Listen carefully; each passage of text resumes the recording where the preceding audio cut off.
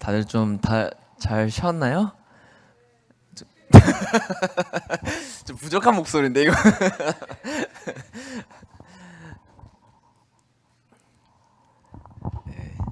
이게 저랑 같이 그 성경 공부를 해본 청년들은 솔직히 이것도 길다고 생각 안 할 거예요. 원래 훈련이 돼 있어요. 여기. 근데 어쨌든 이제 그, 그 남은 2부 말씀을 이제 또 이어서 같이 한번 가보도록 하겠습니다. 이제 지금 2부 여기 보시면 아시겠지만 이제 젖과 꿀이 흐르는 땅이라는 주제로 우리가 또 이 실제 오늘은 이제 이 과정을 통해서 아쉽게도 우리가 가볼 수가 없기 때문에 제가 이제 이것들을 가져온 건데 조금 최대한 우리가 그 도움이 될 만한 사진들이나 이거 제가 찍어온 것들을 보여드리겠지만 최대한 이제 제가 설명을 하는 중에 같이 이렇게 상상을 해보면 좋을 것 같아요. 내가 거기에 실제로 있다고 생각하고요. 그리고 지금부터는 이제 우리가 항상 성경을 읽을 때 특히나 구약은 안 와닿거든요. 특히 지형도 안 와닿고 이 사람들이 물론 뭐 교훈은 말씀은 듣고 하는데 알고는 있는데 그 알고 있어도 와닿지가 않는다 이런 게 참 많아요. 근데 제가 이제 그런 것들을 최대한 우리가 정말 그 당시의 상황이 됐다라고 생각을 해보고 이제는 그러고 이제 다시 성경을 읽어보면 좋을 것 같아요. 그래서 그럼 이 젖과 꿀이 흐르는 땅이라고 하면은 많이 들어보셨죠? 네, 많이 들어보셨죠? 또 어떻게 표현하죠?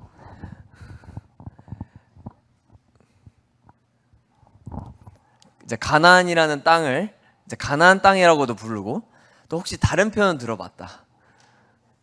오, 누구예요? 오케이, 약속의 땅 좋아요.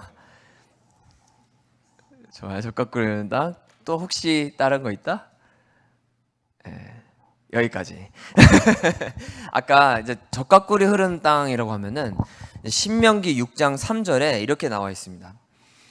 하나님께서 이제 모세가 여전히 이제 백성들을 이끌고 있고 이제 진짜로 코앞이에요.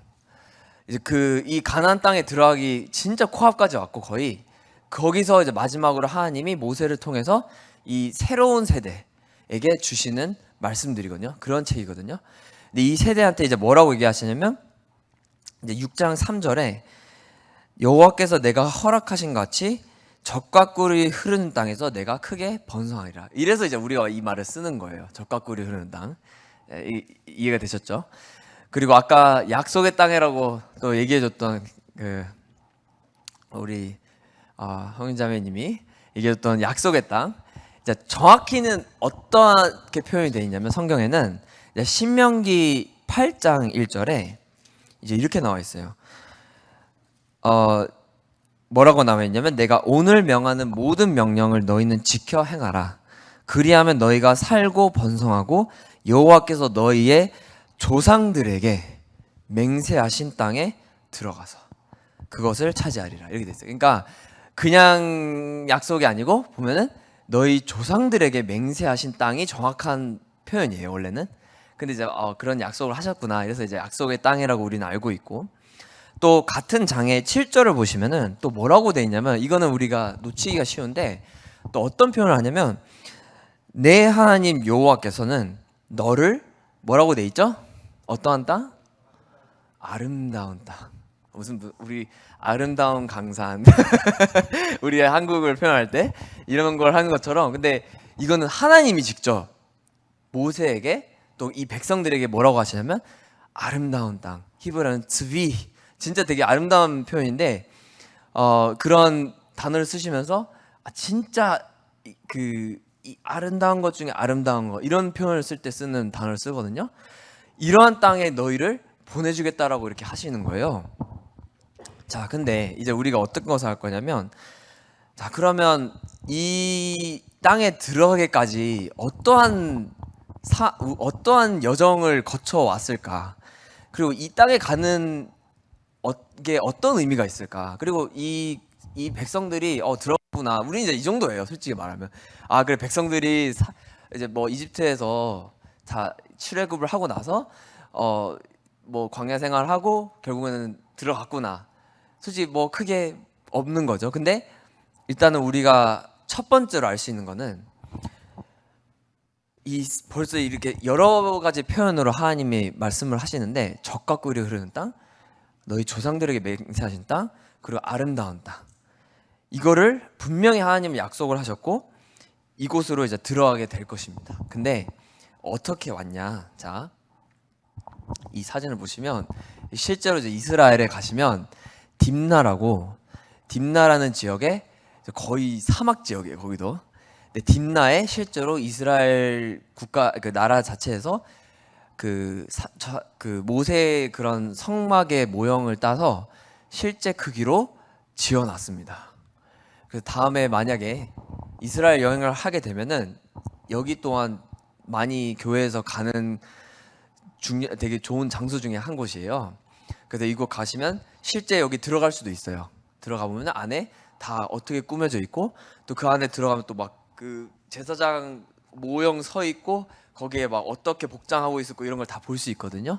그럼 이제 좀 더 어떻게 생겼었구나 이게 이제 우리에게 도움을 주는데, 근데 지금 보시면 어떤 곳에 있죠? 약간 딱 그 주변 배경을 보시면 막 돌도 있고 큰 바위 같은 돌이 있고 약간 사막 같기도 하면서 이제 모래 같기도 하고 또 보면은 이게 지금 멀리서 찍었기 때문에 안 보이지만 그 바닥이 우리가 아는 사막보다는 더 거칩니다.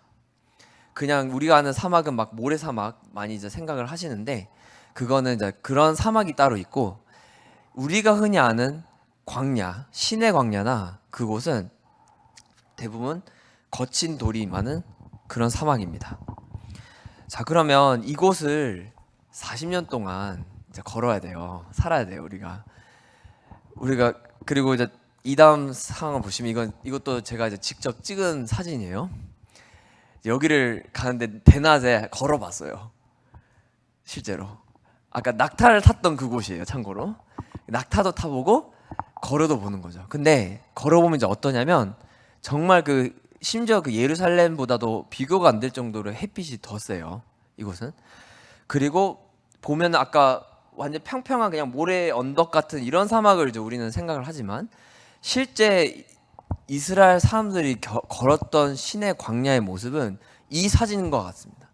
그래서 어떠냐면 큰 바위가 있고 막 지금 보면 이게 거의 바위라고 하기에도 애매할 정도로 산이에요. 거의 한 산, 우리로 치면 거의 큰 한 작은 산 정도가 이런 돌산들이 있고 중간중간 이렇게 평지같이 이런 바닥으로 이렇게 걸어 다니는데 낮에는 덥고 밤에는 추워지고 또 특히나 위험한 것 중 하나는 밤에는 정갈이나 뱀을 만날 수 있다라는 거.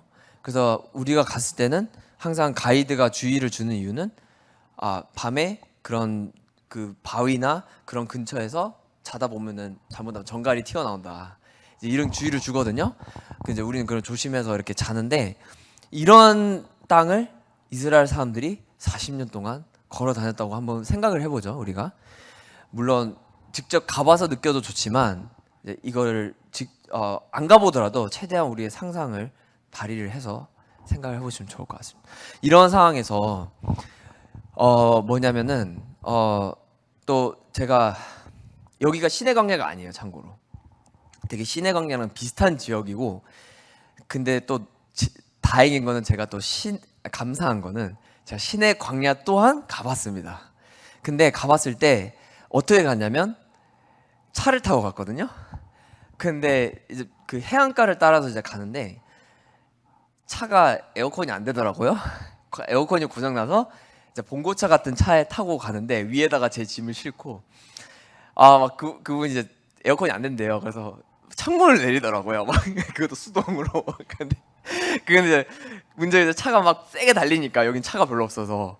근데 문제가 이제 낮 시간에 이제 막 달렸단 말이에요. 근데 그 달리는 동안 열기가 이게 들어오는데 분명히 이게 바람으로 시원했는데 시원한 바람이 아니라 그 열풍이 부는 그 느낌 아시죠? 그게 이제 막 부는 거예요. 그래서 와 이거 딱 느끼면서 야 이거 솔직히 이스라엘이나 요르단이나 이런 데도 더웠는데 시내가 더 덥다. 그리고 그 열기가 이 정도 느껴지는 정도면 그 내륙에 들어가서 만약에 그 바다로부터 좀 먼 내륙에서 만약에 내가 걸어 다닌다고 상상을 해봤거든요. 안 하고 싶더라고요. 그래서 안 했어요. 여기까지만. 왜냐? 다음에 하자. 이거는 이제 내가 지금 혼자 하기에는 위험하고 또 내가 날씨를 피할 자신이 없다. 진짜 그 정도였어요. 저 혼자 갔었거든요, 참고로. 그렇기 때문에 제가 그 위험을 거기까지 하기에는 시간이 맞지 않았기 때문에 하는데, 그래도 충분히 간접 경험을 하기에는 충분했습니다. 그래서 그 뜨거운 열기 속을 이 사람들이 그냥 갈 수 있었을까? 우리 그냥 간 거 아니죠? 만약에 이스라엘 민족이 다 나왔는데 그냥 뭐 몇몇 가족들 이렇게 해가지고 우리 아브라함처럼 이동했다면 좀 덜했을 거예요. 왜냐면 그냥 좀 작은 단위니까. 근데 우리가 아는 규모는 어느 정도죠? 그냥 온 지파가 다 나왔죠. 그래서 그 수많은 사람들이, 그리고 그냥 이동한 게 아니었죠. 그냥 막 제가 아까 그래 알아서 흩어져서 잘 따라오세요 이게 아니라 정확한 그 하나님이 말씀하신 그 순서를 따라서 이걸, 그리고 또 뭐 낮에는 뭐 구름 기둥, 밤에는 불 기둥 이런 얘기를 하지만 그걸 따라서 그 순차적으로 또 어쩌면은 그늘을 찾고 싶어도 그 대열을 유지해야 되기 때문에 마음대로 할 수 없는 그 상황이에요. 근데 그렇게 이동을 하다 보면은 왜 사람들이 그곳에서 힘들어했을까 이해는 되게 합니다. 그래서 그 기간 동안 이 시기를, 이 40년이란 광야 시간이 그냥 그래 하다가 좀 음식 좀 부족해져서 불평하고 이게 아니고 정말 극한의 환경 속에서 정말 하나님만 의지하고 간 거예요. 하나님을 따라서 그 구름 기둥과 불 기둥을 따라서 가면서 또 진 가운데 있는, 머물 때는 항상 그 진 가운데 성막을 치고 하나님 그 가운데 거하시고 또 그 주변에 모든 지파들이 그 순서에 맞게 그 텐트를 치고 이 생활을 하는데 그거를 40년 동안 하는 거예요. 그래서 제가 그 생각을 했을 때 정말 내가 할 수 있을까? 이 생각을 해보면은 솔직히 그렇게 자신 있게 말을 못 하겠더라고요. 이렇게 가는데 이제 이런 과정 속에서 어디까지 왔냐면 이제는 요단강만 건너면 되는 그 순간까지 왔습니다. 같이 신명기 11장을 같이 펴보시면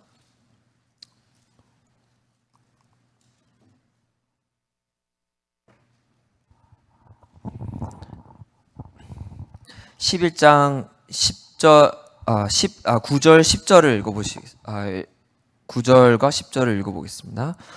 또 여호와께서 너희의 조상들에게 맹세하여 그들과 그들의 후손에게 주시라고 한 땅, 곧 젖과 꿀이 흐르는 땅에서 너희의 날이 장구하리라.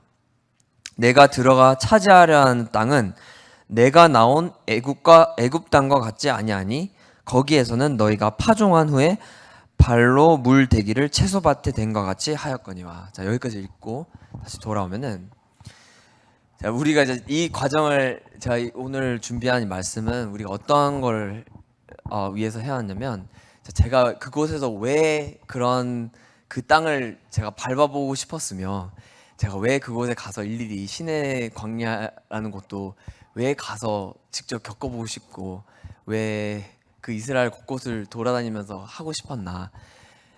우리에게 있어서 물론 이런 것 같아요. 우리는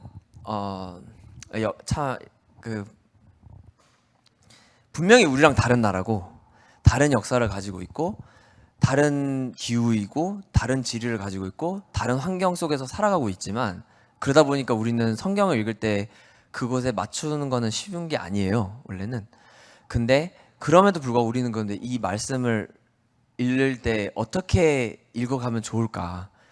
왜냐면 그냥 그래 뭐 어떤 좋은 교훈을 뽑아내는 것도 좋겠지만 또 우리가 앞으로 계속해서 필요한 성경 공부가 있다고 한다면은 그곳에 있는 그 당시에 그 환경 속에 함께 하셨던 그 하나님이 지금 우리 현재 바로 이 시간 몇 시죠? 거의 4시가 됐구나. 4시가 되는 이 시점에 지금 여러분들 지금 이렇게 교회에서 앉아 있는 이 시간에 함께 하시는 그 하나님과 같은 분이라고 느껴지시나요? 저는 그게 항상 의문이었거든요. 내가 정말 그렇게 느끼나?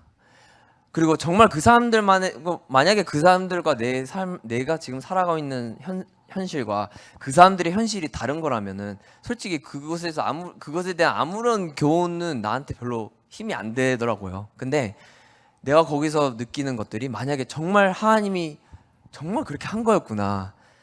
얼마나 이거 한 것들이 참 이렇게 하신 거였구나. 거기에 그 사람들에게는 정말 거기에 현실 속에 박혀 계셨던 거구나 라는 거를 우리가 확신하는 순간부터 우리 현실에도 하나님이 뿌리박기 시작하십니다. 그래서 제가 이제 지금부터 보여드리고 싶은 것 중에 하나는 뭐냐면, 이제 아까 말씀드렸죠. 이스라엘 사람들이 이제 가나안 땅을 딱 앞두고 모세를 통해서 하나님이 정확하게 말씀하세요. 아직 들어가지 않았어요. 여호수아가 아직 이제 임명되기 직전이고 이제 모세를 통해서만 말씀을 하시는데, 같이 이제 신명기 1장을 보시면, 자, 다 같이 읽어볼까요? 제가 앞에 띄워놨거든요.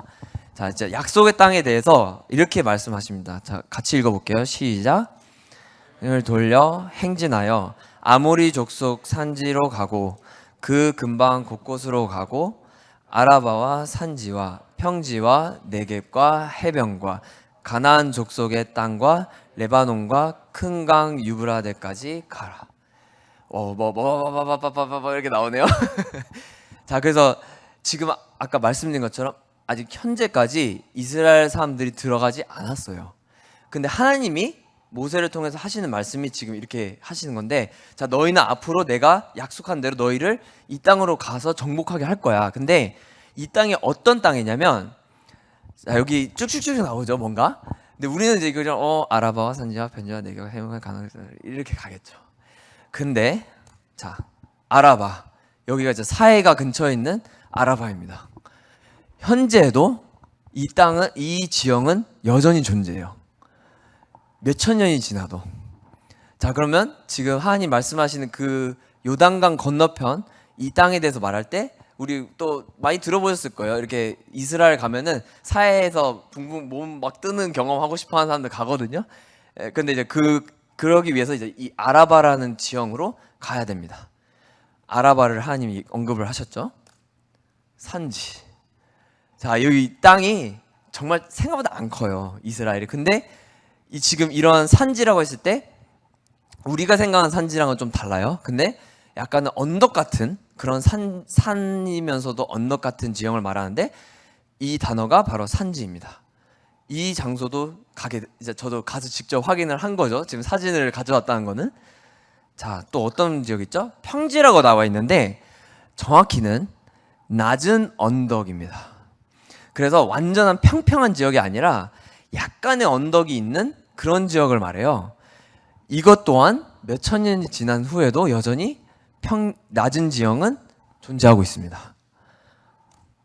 또 네겝이라고 해서 그 특별히 이스라엘 남쪽에 사막 지역을 보통 통칭을 해요. 그래서 사막 지역을 네겝이라고 하는데, 이 네겝 지역 또한 지금 이건 다 저의 사진입니다. 지금 그러니까 다 가면서 돌면서 찍은 것들인데, 그 작은 땅 안에 이런 다양한 종류의 땅들이 다 존재를 해요. 또 해변. 자, 해변하면 어디죠? 아까 아라바 하면은 사해, 그 어떠한 물고기도 살지 않는 그 죽음의 바다가 있는 사해가 있는가 하면 저 서쪽 반대쪽에는 지중해가 있거든요. 그 지중해를 끼고 있는 그 지형이 바로 우리가 아는 해변 지역들입니다. 레바논. 자, 현대 레바논이 아니고요. 자, 현대 레바논은 국가로서의 레바논이지만 이 성경에 쓰일 당시의 레바논의 개념은 다른 말씀 구절에도 보시면은 보통 헐몬산 또는 헬몬산을 그 주변 지형을 지칭하는 지형 이름입니다. 솔직히 가장 그 당시에 높은 산으로 존재했던 헬몬산 주변에, 아까 막 그 네겝은 완전히 사막이었죠. 근데 그 북쪽 지역에 있는 그 산 주변에는 물이 풍부하고 초록초록하고 모든 게 이렇게 존재를 합니다. 아쉽게도 유브라데는 못 가요. 왜냐면 다른 나라거든요. 그래서 거기는 이제 제가 할 수 없었지만, 자, 이 사진들을 통해서 우리가 저도 그렇고 우리가 알 수 있는 건 뭐냐면 하나님이 너무 사실적이에요. 우리가 생각한 것보다 하나님은 이미 들어가기 전부터 지금 이 땅을 이렇게 설명을 하시는 거예요. 이 이스라엘이 들어가서 차지할 땅을 그래 너 뭉뚱그려서 그래 너희 대충 차지해. 너 약속 땅 줄 테니까 가서 해. 이렇게 하시는 게 아니라 자, 너 들어가서 정확히 아모리 족속을 너희가 칠 거야. 근데 거기에 가게 되면 너희가 만날 지형들이 아라바도 있고 산지도 있고 낮은 지형도 있고 네겝 지역도 있고 해변 지역도 있고 레바논도 있고 유브라데까지도 이룰 수도 있을 거야. 다윗 때 가거든요. 그 지형까지 다 어우르는 그 모든 지형을 이미 하나님은 들어가기 전부터 백성들에게 말씀하십니다. 얼마나 하나님이 정확하신지 이게 느껴졌으면 좋을 것 같아요. 우리가 살면서 때로는 하나님은 상당히 모호하게 우리에게 알려주실 때도 있지만 또 생각보다 하나님은 우리에 대해서 가지고 있는 계획과 약속은 이 정도로 치밀하고 상당히 상세하게 하실 때도 있다라는 것을 우리가 이해하면 좋을 것 같아요. 자, 그리고 아까 우리가 신명기 11장을 읽었는데 아까 신명기 11장에 뭐라고 나와있죠? 너희가 차지할 땅은 11장 10절에 너희가 차지할 땅은 어느 땅과 같지 않다고 돼 있었죠? 애굽 맞죠? 애굽이 바로 이집트 땅이에요. 그래서 우리가 그 종살이로 했던 그 이집트 땅과 같지 않다라고 정확하게 말하세요. 그리고 너희가 들어갈 땅은 이집트 땅과 같은 땅이 아니라 새로운 아까 지금 보여드렸다 여기 보는 이러한 다양한 지역에 있는 땅이다. 그리고 11장 11절 이어서 보시면 뭐라고 돼 있냐면 너희가 건너가서 차지할 땅 맞죠? 땅은 산과 골짜기가 있어서 하늘에서 내리는 비를 흡수하는 땅이다.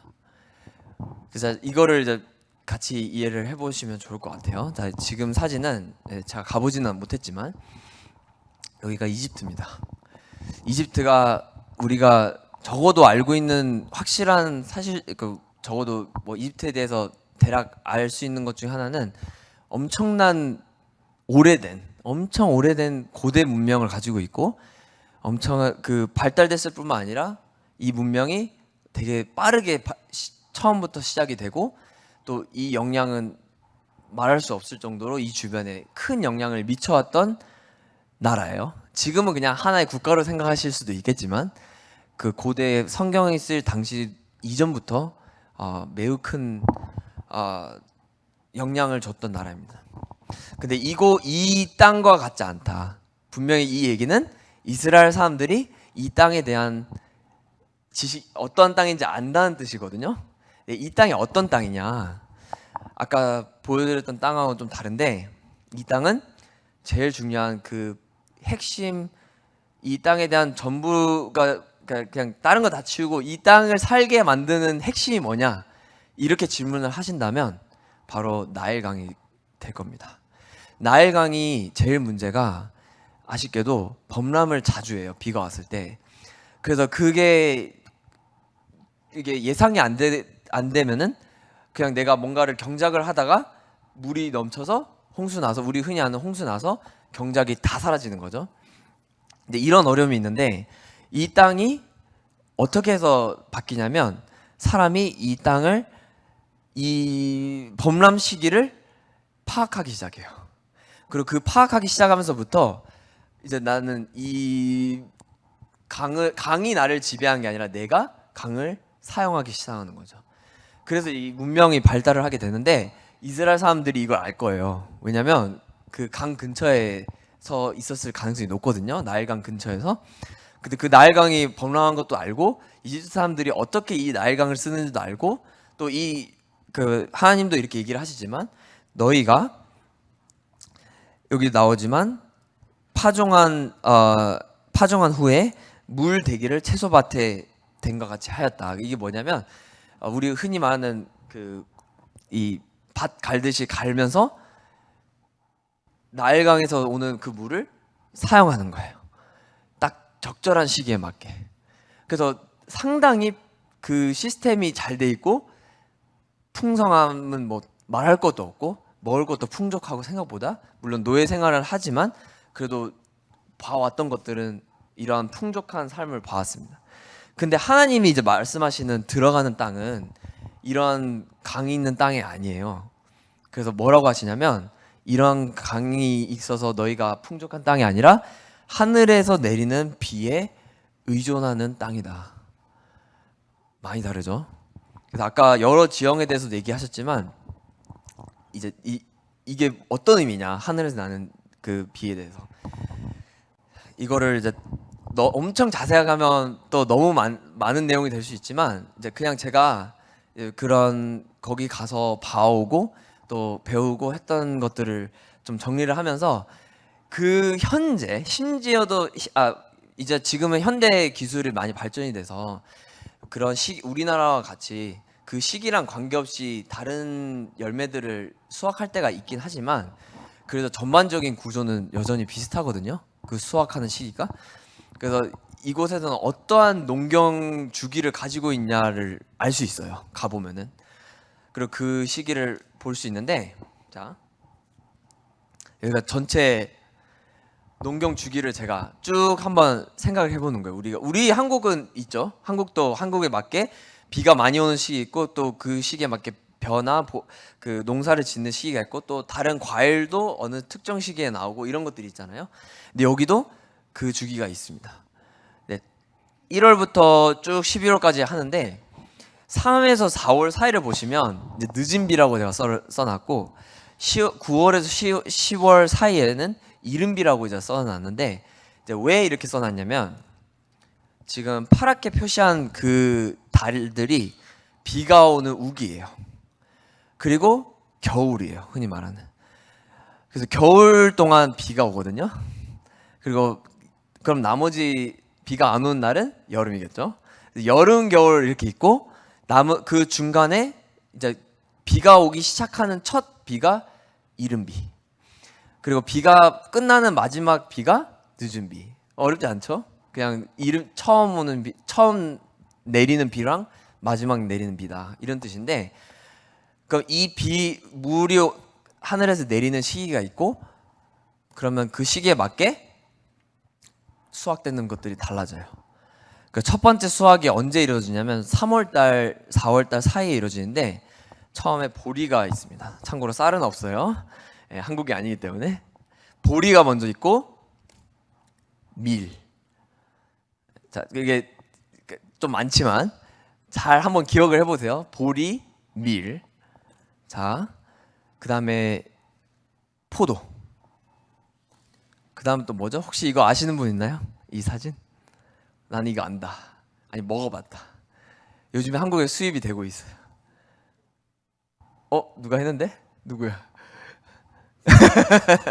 이게 바로 이제 이 열매가 무화과예요. 우리가 성경에서 나오는.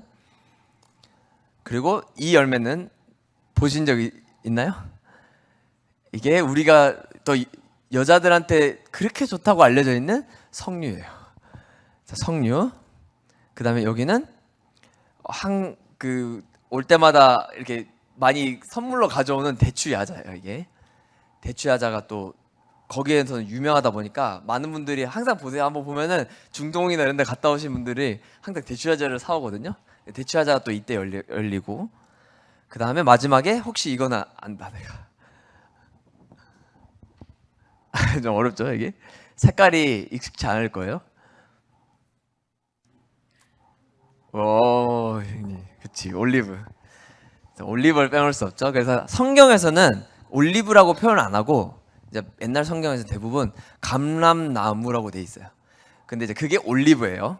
자, 그럼 이걸 다 기억을 할 수 있으면 좋을 것 같아요. 보리, 밀, 포도, 무화과, 석류, 대추야자, 올리브 이렇게 7가지가 나오는데 자 신명기 8장 7절에서 8절을 보시면 이렇게 나와 있습니다. 내 하나님 여호와께서 너를 아름다운 땅에 이르게 하시나니 그곳은 골짜기든지 산지든지 시내와 분천과 샘이 흐르고 밀과 보리의 소산지요 포도와 무화과와 석류와 감람나무와 꿀의 소산지라.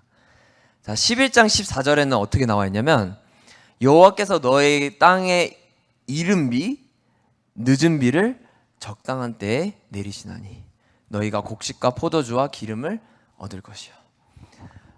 이제 익숙한 이름들이 다른들이 보이기 시작합니다. 뭐냐면 아까 나왔던 농경주기를 저는 보여드렸을 뿐이에요. 근데 실제 뭐 이스라엘이 들어와서 시작된 게 아니라 그 땅 자체가 원래부터 그런 주기를 가지고 살아가는데 아까 말했던 7가지 소산물, 흔히 말하는 밀과 보리, 포도, 무화과, 석류, 감람나무, 올리브, 꿀. 꿀이 참 애매한데 꿀은 아까 대추야자를 말씀드렸죠. 대추야자 드셔보신 분 있나요? 없어요. 그 청년에 대추야자를 사고 왔어, 들고 왔었어야 되네. 다음에 들고 올게요. 대추야자를 먹어보면은 달아요. 그래서 실제로 좀 귀한 거긴 하지만 대추야자로 꿀을 만들 수 있습니다. 그래서 흔히 보통 많이 이해하기로 대추야자로 만든 꿀을 말하는 거다라고 얘기하는 분들도 있습니다. 그래서 어쨌든 이러한 소산물에 대해서 얘기하실 뿐만 아니라 하나님이 직접적으로 재밌는 게 이 농경과 관련된 농사와 관련된 이런 용어들을 쓰세요. 늦은 비, 이른 비. 그리고 이 땅에 대해서 뭐라고 하셨죠? 이거는 하나님께서 비를 흡수하는 땅이다. 그래서 예전처럼 강을 의존해서 강 주변에 막 농사를 짓고 하는 게 아니라 하나님이 적절한 때에 비가 오고 그 비로 인해서 이 시기에 맞게 그 열매들이 맺게 됩니다. 자, 지금 보면은 우리가 신명기를 별로 생각 안 하고 이제 읽게 되면은 솔직히 하나님이 어떤 땅을 말하시는지도 별로 생각을 안 하게 돼요. 근데 하나님이 이 이스라엘 사람들을 보내실 때는 지금 우리가 쭉 봤지만 실제로 가보면 더 느껴지기도 하지만 정말 하나님은 이 땅에 대한 묘사가 너무나도 정확합니다. 그리고 그런 땅으로 너희를 이끌어 간다라고 지금 너희가 거기로 들어가게 될 거라고 얘기를 하십니다.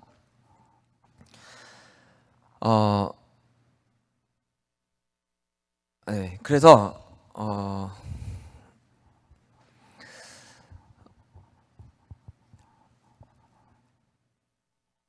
이 11장 2절을 같이 읽어보시면은 네, 같이 읽어볼게요. 그러면 같이 읽어볼까요? 11장 12절 시작. 여호와께서 돌보아 주신 땅이라 연초부터 연말까지 내 하나님 여호와의 눈이 항상 그 위에 있느니라.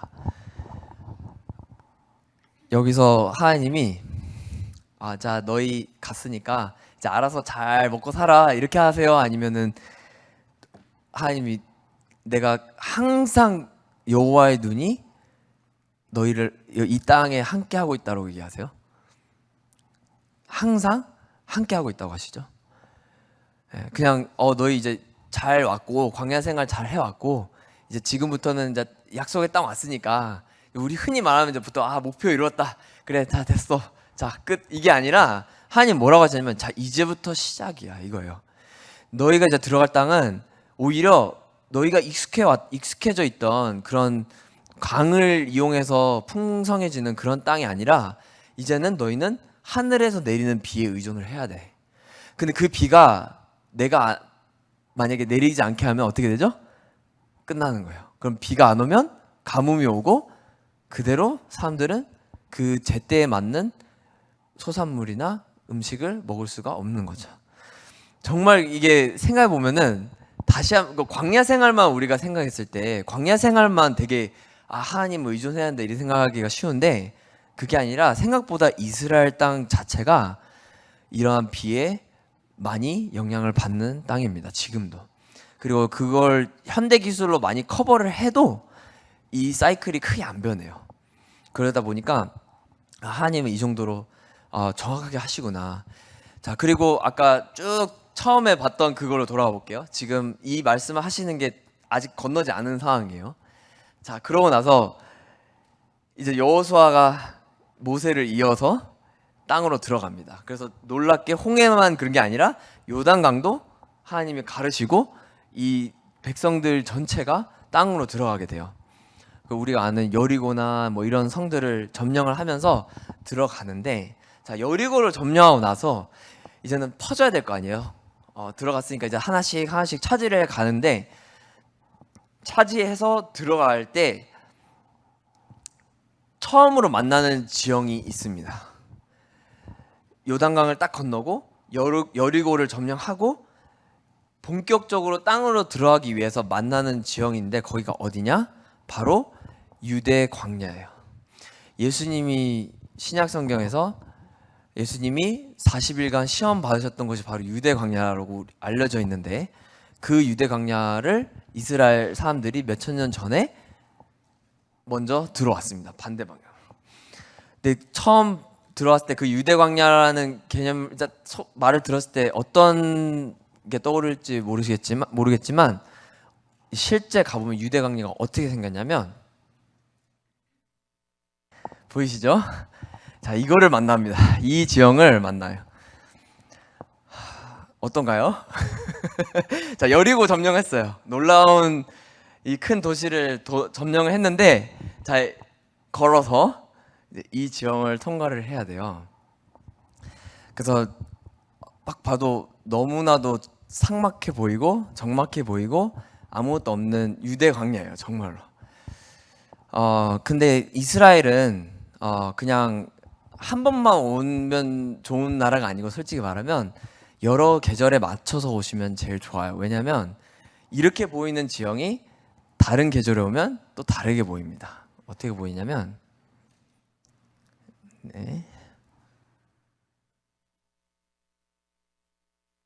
이렇게 보여요.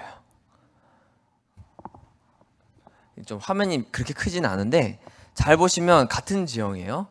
유대 광야인데 중간중간에 여기 보시면 여기가 초록색 빛이 돌아요. 신기하게도 여름에 오면은 아무것도 없는 곳으로 딱 보이는데, 겨울에 오시면은 초록빛이 있고, 이곳이 어떤 땅이냐면 이 초록빛이 인해서 양과 염소들이 풀을 뜯어먹을 수 있는, 양치기를 할 수 있는 지형이 됩니다. 그래서 유대 광야가 그냥 아무것도 없는 정말 그 쓸모없는 이런 땅이 아니라 실제로 많은 양치기, 심지어 다윗이나 이런 사람들이 많은 시간 양치기를 하는 장소예요. 그래서 이렇게 돼 있거든요. 그래서 이 이스라엘 민족이, 저는 어떻게 만약에 직접 이제 가보시면 더 느낄 수 있는 건데, 아까 40년 동안의 그 힘든 광야 생활을 하고 나서 다른 세대가 이제는 들어가는데, 와, 하나님이 이제 그래, 아름다운 땅이야, 적각거리 흐르는 땅이야, 좋은 땅이야, 이렇게 약속을 하시고 들어왔죠. 그래서 막상 정복을 하고 시작을 했는데, 실상은 처음 보게 되는 지형은 어쨌든 그렇게 풀이 막 무성하고 이런 게 아니라 정말 겨울에만 풀이 간혹 나서 양과 염소를 먹일 수 있는 양치기의 지형을 보게 됩니다. 그래서 이것들을 생각했을 때 우리가 하나님이 이 땅을 우리가 생각했을 때, 광야, 아까도 말씀드렸지만 광야에서만이 하나님의 공급이 필요한 땅이 아니고요, 심지어 약속의 땅에 와서도 하나님은 내가 너희에게 공급을 하지 않으면 너희는 살아갈 수가 없어. 그리고 지금 유대 지형이 아까 말씀드린 것처럼 비가 잘 오면은 아까 방금 보신 것처럼 이런 초록색 빛이 나고, 그런 목자들이 이 양들을 데리고 풀을 먹일 수가 있지만, 만약에 그거조차도 비가 제대로 내리지 않는다고 하면은 굶어 죽는 거죠. 양떼들이 다 굶어 죽을 수 있는 그런 지형들이거든요.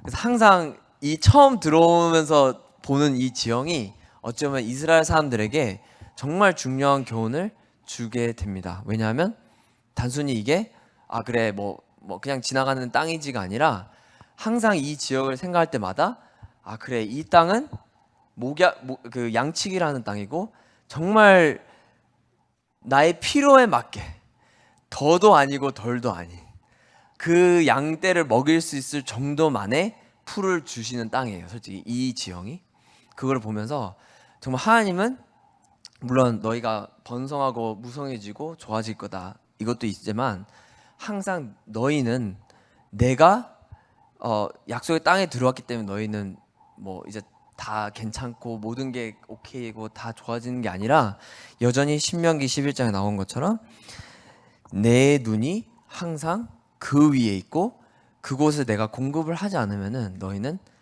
살아갈 수 없는 땅이야.